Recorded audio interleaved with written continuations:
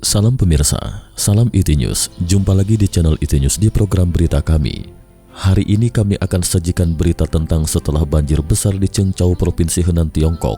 Kota itu kini sedang memulihkan diri dari lumpur dan puing-puing. Banjir menyisakan reruntuhan sekitar stasiun kereta api Cheongchau. Banyak pedagang menderita kerugian besar dan jalan-jalan penuh dengan sampah dan bau menyengat. Warga berusaha mengandalkan swadaya mandiri. Simak berita selengkapnya. Tumpukan sampah berserakan seperti tanaman dan dedaunan, dan di telapak kaki orang-orang masih dipenuhi dengan lumpur tebal. Setelah beberapa hari pemompaan, terowongan Jalan Jingkuang akhirnya mengungkapkan wajah aslinya. Pada malam hari tanggal 30 Juli, terowongan Jalan Jingkuang dan terowongan Jalan Hongchuan kembali melanjutkan lalu lintas, tetapi mereka masih dalam tahap percobaan terowongan untuk membuka jalur di kedua arah.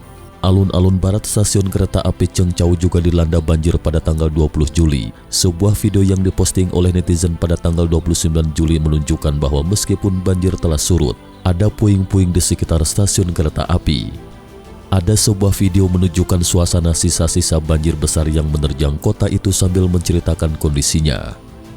Saya berada di stasiun kereta api Cheongchau di lantai bawah Pusat Perdagangan Internasional Takuan. Sekarang seluruh stasiun kereta api berada di bawah darurat militer. Jalan sebenarnya tidak dapat dilalui. Seperti yang Anda lihat, ada lubang yang dalam di mana-mana. Semuanya, lihatlah.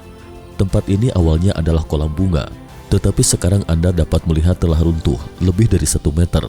Kini semua air di stasiun kereta bawah tanah belum sepenuhnya dipompa karena seluruh stasiun kereta tertutup air. Sisa-sisa reruntuhan seperti ini sudah muncul di banyak tempat di stasiun kereta. Jadi semua orang harus berhati-hati saat lewat. Jalan utama di distrik komersial stasiun kereta api Cheongchau terendam banjir. Sebanyak 15.000 jaket dari pedagang Chai Weixia terendam banjir dan lumpur. Kerugiannya lebih dari 4,5 juta yuan. Pemilik pakaian Wang Xiaotong yang telah berbisnis pakaian selama 7 tahun semua barang miliknya terendam.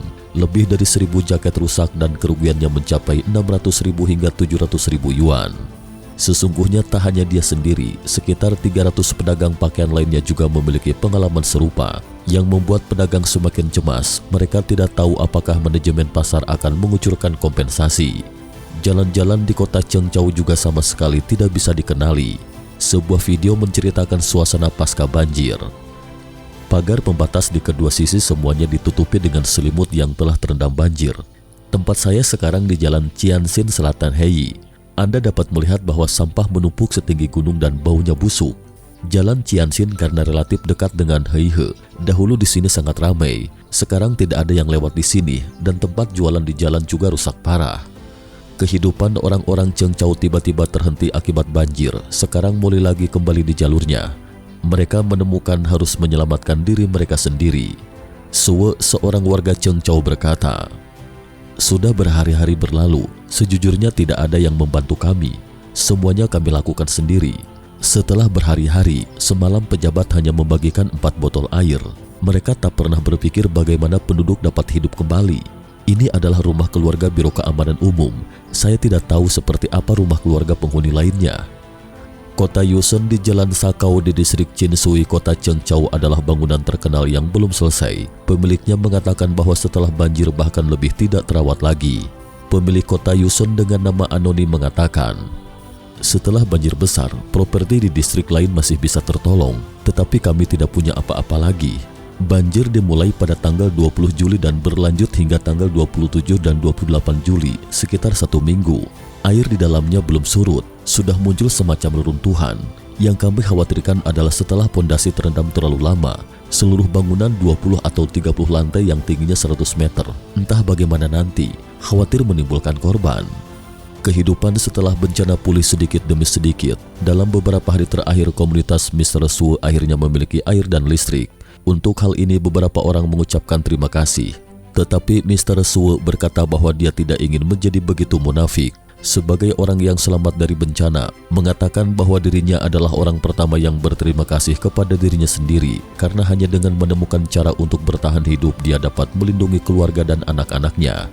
Kedua, dia berterima kasih kepada orang-orang yang peduli dengan masyarakat dan tim penyelamat sipil daripada berterima kasih kepada banyak pejabat partai dan pemerintah yang tidak aktif.